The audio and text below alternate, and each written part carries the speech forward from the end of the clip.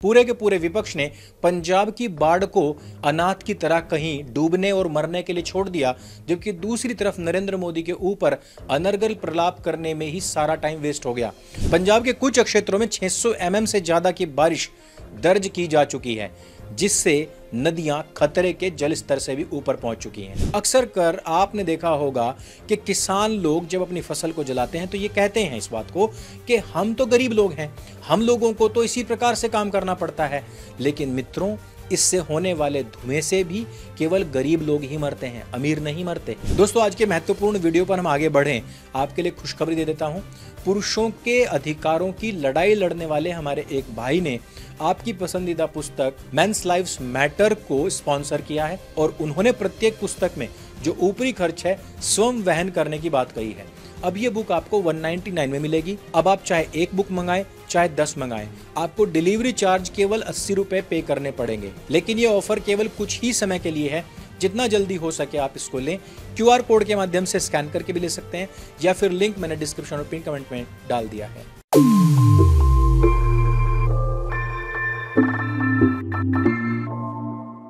दोस्तों, 2 सितंबर को बाढ़ आई थी पंजाब के अंदर और अब तक इतना त्रस्त है कि वहां पर जन सामान्य अभी तक भी स्थिर नहीं हो पाया। पंजाब का हाल अब आपको विस्तार से बता देते हैं। पंजाब में तो 8 जिले भीषण बाढ़ की चपेट में आ गए हैं। पंजाब में रावी, ब्यास, सतलुज नदियों का जलस्तर बढ़ रहा है।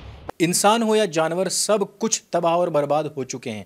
हजारों लोग विस्थापित हो चुके हैं, मारे जा चुके हैं। पंजाब सरकार के मुताबिक 2.5 लाख से ज्यादा लोग बाढ़ की विनाश लीला का शिकार हुए। बीते 1 महीने से मचे कोहराम में करीब 30 लोगों की जान जा चुकी है। हजारों से लेकर लाखों हेक्टेयर भूमि बताई जा रही है कि उसकी फसल बर्बाद हो चुकी है।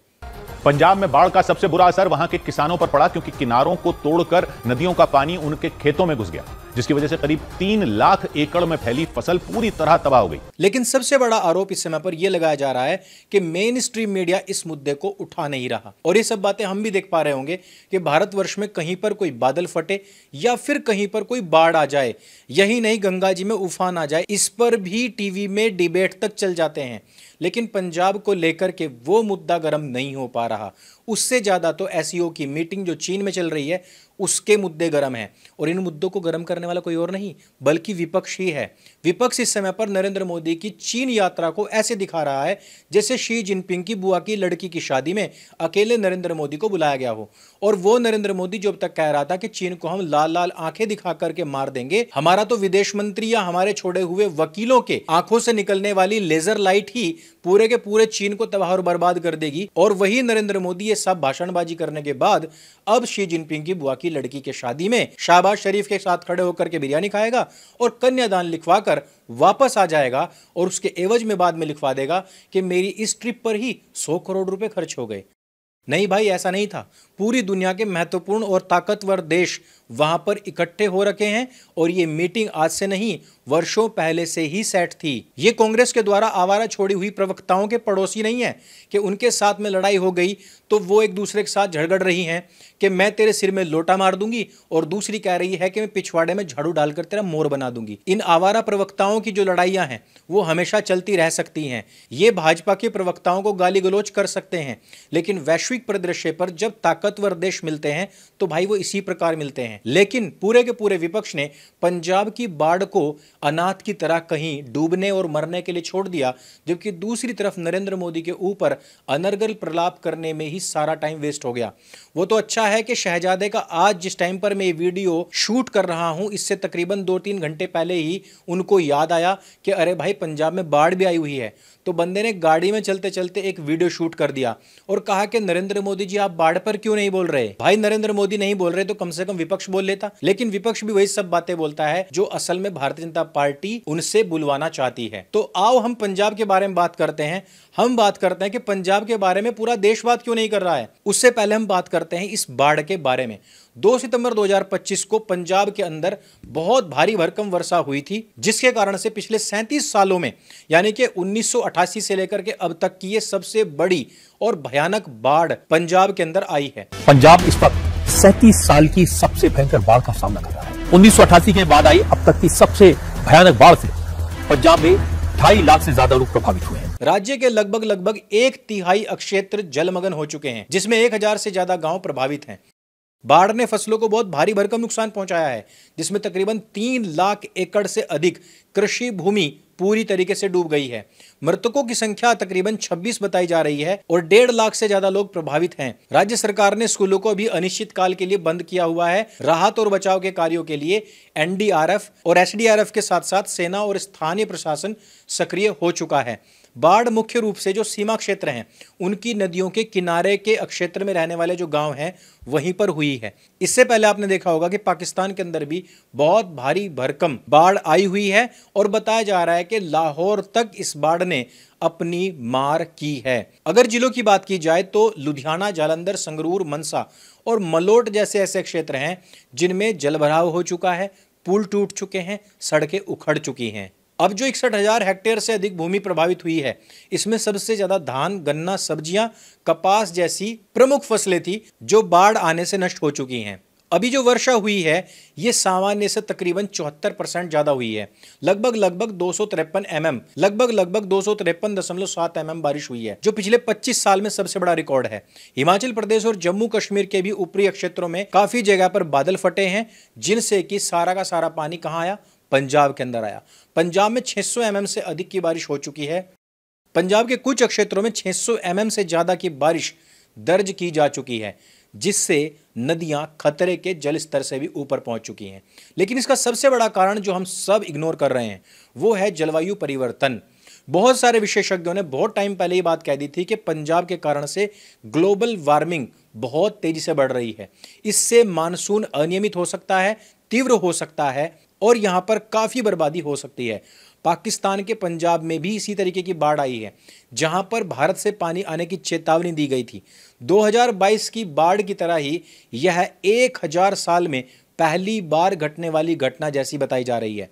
पंजाब से ग्लोबल वार्मिंग की स्थिति कैसे बनी, इसके पीछे जब मैंने थोड़ी रिसर्च की तो मुझे पता लगा कि पंजाब के अंदर जो पराली जलाई जाती है वो हमारे वातावरण के लिए अत्यंत घातक है। आप सभी को पता है कि पंजाब के अंदर लगातार फसलें होती हैं। धान की फसल को ऊपर से काट लिया जाता है और बाकी जो अवशेष बचता है उसको अगली फसल यानी कि गेहूं की बुआई के पहले जल्दबाजी में खेत साफ करने के लिए तुरंत ही जला दिया जाता है। वैसे जो खेती करते हैं उनको यही पता होगा कि खेतों में आग लगाने से खेती और फसल के लिए जो मित्र कीट होते हैं वो जल जाते हैं, नष्ट हो जाते हैं। ऐसे में भूमि ना केवल बंजर होती है बल्कि हमें खेती करने के लिए खर्चा भी बढ़ जाता है। हर साल अक्टूबर-नवंबर के दौरान पंजाब और हरियाणा के अंदर हजारों हजार हेक्टेयर भूमि को जला दिया जाता है, जिससे कि दिल्ली एनसीआर पंजाब नहीं बल्कि पूरे के पूरे उत्तर क्षेत्र में दम घोटू वातावरण बन जाता है।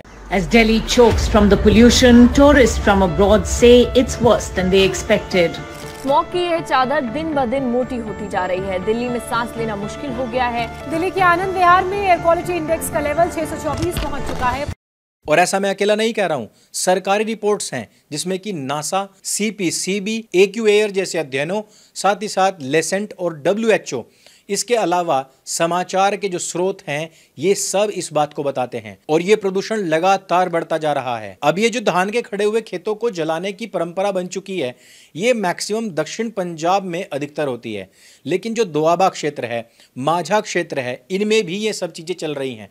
नासा के सैटेलाइट डेटा के अनुसार जलाने की घटनाएं यानी कि जो फायर पॉइंट्स हैं वो इन जिलों में ही केंद्रित होती हैं।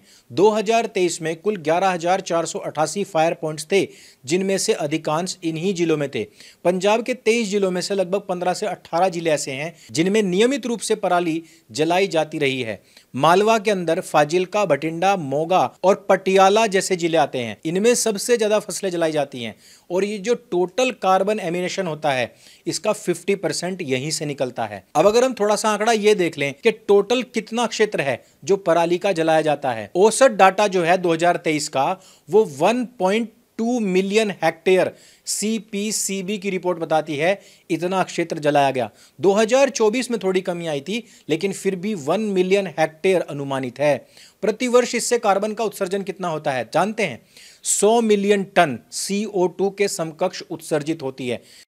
और इसके आधार पर अगर बात करें कि हर साल पंजाब कितना प्रदूषण करता है, तो पंजाब का पराली जलाना भारत के टोटल अवशेष जलाने में 50% योगदान देता है। जबकि भाई उत्तर प्रदेश जैसे राज्यों के सामने पंजाब बहुत छोटा क्षेत्र है, लेकिन पूरे हिंदुस्तान के मुकाबले 50% अकेला पंजाब ही प्रदूषण करता है फसल जलाने से। और इनसे मुख्य रूप से PM 2.5 ब्लैक कार्बन और बहुत सारे ऐसे अन्य प्रदूषक गैसें निकलती हैं। प्रमुख प्रदूषण इसमें PM 2.5 होता है, जो हर साल 10 से 20 मिलियन टन निकलता है, जो दिल्ली के AQI को 500 उससे ऊपर तक पहुंचा देता है। अक्टूबर नवंबर में जो पंजाब का योगदान है ये तकरीबन 60 से 80% हो जाता है।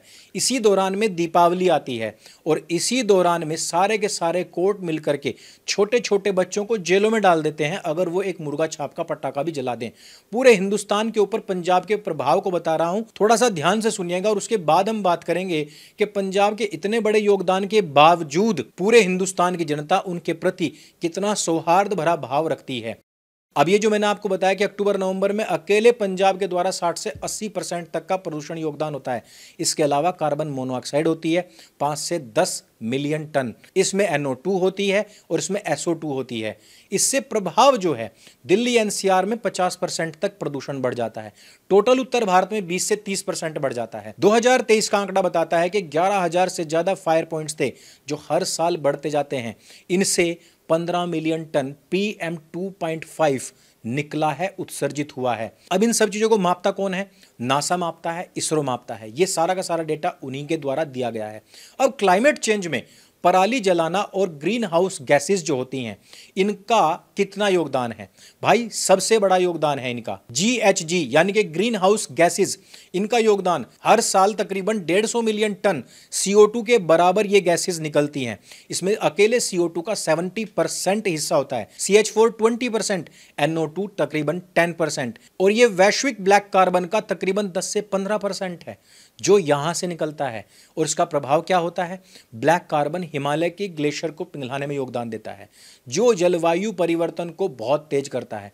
अध्ययन बताते हैं जैसे कि UNEP, IPCC ये बताते हैं कि ये पूरा कार्बन उत्सर्जन केवल भारत के लिए नहीं बल्कि पूरे विश्व के लिए बहुत खतरनाक है और इनके दीर्घकालिक प्रभाव बहुत ज्यादा हानिकारक हो सकते हैं। अगर ये इसी प्रकार से अनियंत्रित रहे तो 2030 तक 20% तक की वृद्धि हो सकती है।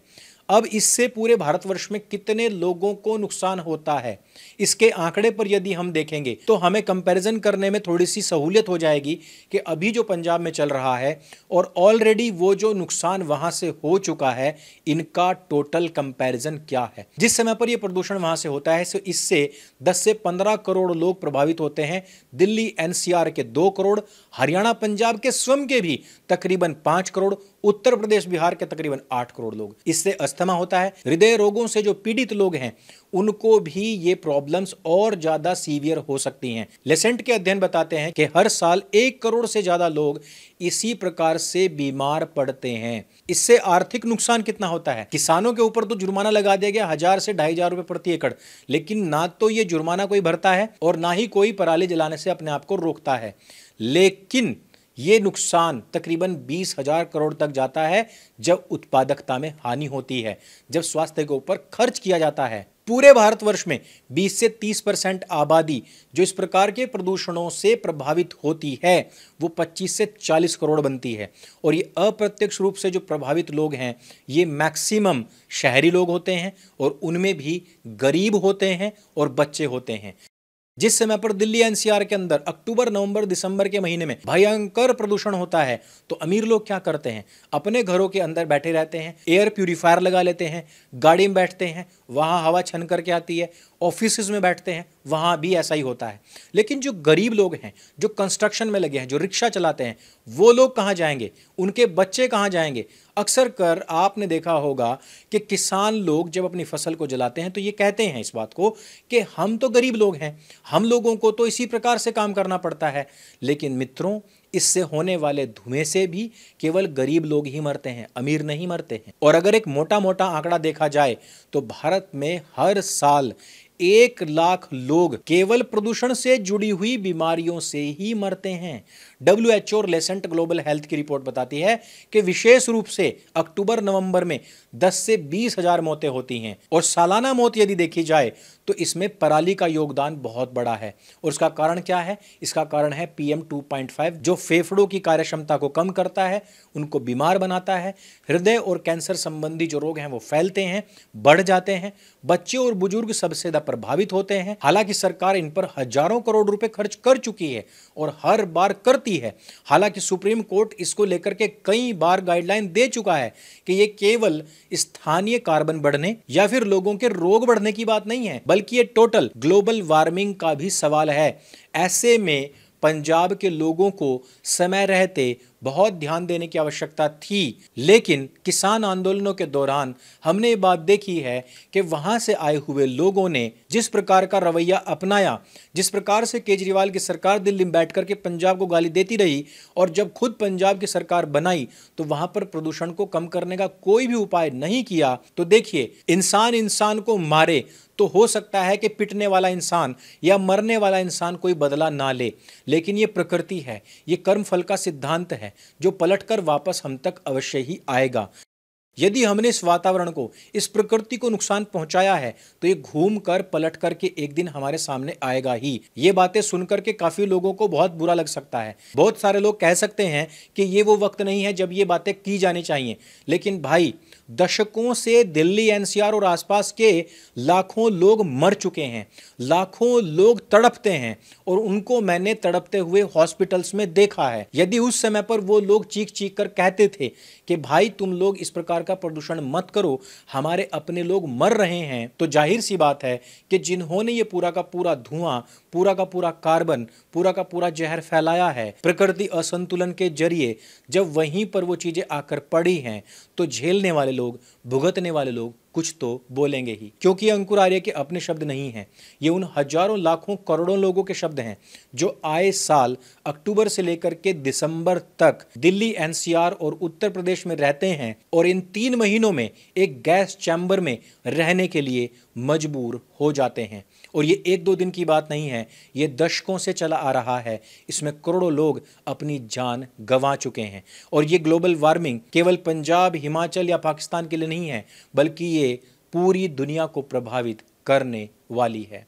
इस वीडियो में सिर्फ इतना ही। अगर ये वीडियो आपको अच्छी लगती है, जानकारी से भरपूर लगती है, तो इसको सबके साथ में शेयर अवश्य कीजिएगा। और मेंस लाइव्स मैटर जो हमारे एक भाई जो कि पुरुषों के अधिकारों के लिए लड़ाई लड़ते हैं, उन्होंने स्पॉन्सर की है, तो ये अब आपको केवल कुछ घंटों के लिए 199 रुपीज़ में उपलब्ध होगी। आप एक बुक लें या 10 लें, डिलीवरी चार्ज 80 रुपये ही देना पड़ेगा। मेरे संग बोली सत्य सनातन वैदिक धर्म की जय। जय हिंद, वंदे मातरम।